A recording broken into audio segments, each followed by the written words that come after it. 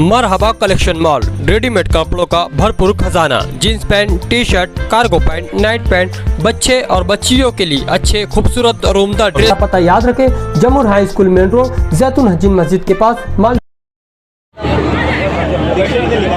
डॉक्टरों की तमाम तर हिदायत के बाद कि मुझे कुछ कहने में थोड़ा सा परहेज़ करना चाहिए, लेकिन चंद बातें मुझे कहनी है कि जिस तरह के झूठे इल्ज़ामात हमारे मुखालिफिन के स्टेजों से लगाए जा रहे हैं, जैसे अभी कल के जलसे में शेख आसिफ साहब ने ये कहा कि मुफ्ती साहब ने बम्बई में ओशीवारा कोई जगह है, वहाँ पर 179 करोड़ रुपए की ज़मीन खरीदी है।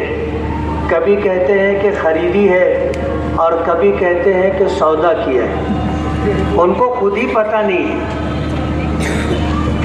कहते हैं कि मेरे पास पेपर है, कागजात है। मैं उनसे कहना चाहता हूँ कि आपके मुंह में घी शक्कर,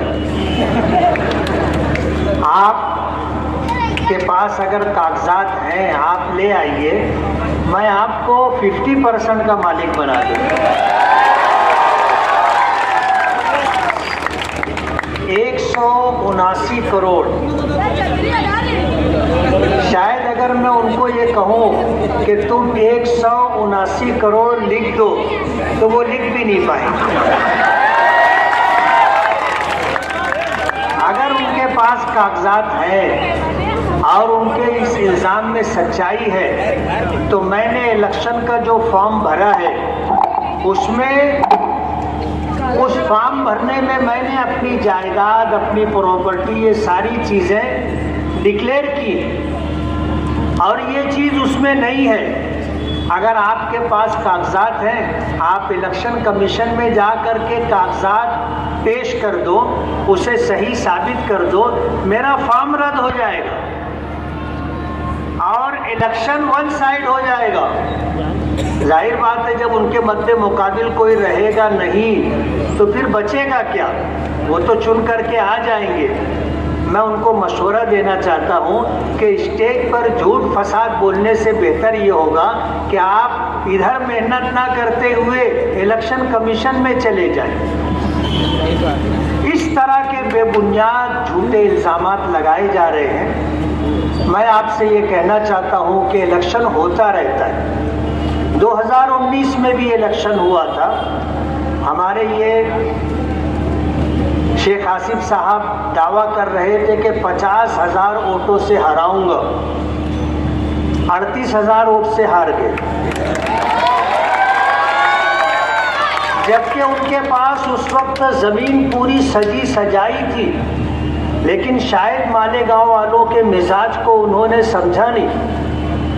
बुनकरों के मुतालिक कहा कि अगर कोई मसला होगा तो तुम्हें तेरे 40 पैतरी चढ़ कर के आना होगा, फिर मैं सोचूंगा कि तुम्हारा काम करना है कि नहीं करना है। उस वक्त हमारे शफीक राना साहब उनके साथ थे। इस बात को सुन करके तेरे 40 पैतरी तो बहुत ज़्यादा है, वो एक पैतरी भी नहीं चढ़े। हमारे यूसुफ इलियास साहब ने ये बात कही कि ये तेरे 40 पैतरी की बात करते हैं, हम 2 पैतरी चढ़ करके मस्जिद में चले जाएंगे, अपने परवरदिगार से अपने मसले हल करवा देंगे। 2019 का इलेक्शन हुआ।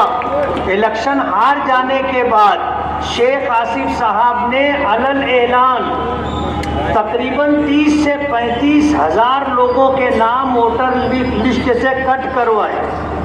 आज उन लोगों को बदला लेने का मौका मिला है। जिनके नाम इन्होंने कटवाए थे, लोकसभा पार्लियामेंट इलेक्शन के मौके पर उनको समझ में आया कि हमारी तो वोट कट गई। इसी तरह तकरीबन 15 से 18 हज़ार नए वोटर हैं। ये हमारा मुस्तकबिल है, पहली मर्तबा वोट देंगे। ये मालेगांव की तामीर और तरक्की के लिए, मालेगांव में बच्चों की तालीम के लिए, मालेगांव में बुनियादी सहूलतों की फराहमी के लिए वोट देंगे। मेरी उनसे ये गुजारिश है कि वो सोच समझ करके वोट दें कि उनका वोट ज़ाय और बर्बाद ना हो। दुआ करें। बिस्मिल्लाहिर्रहमानिर्रहीम।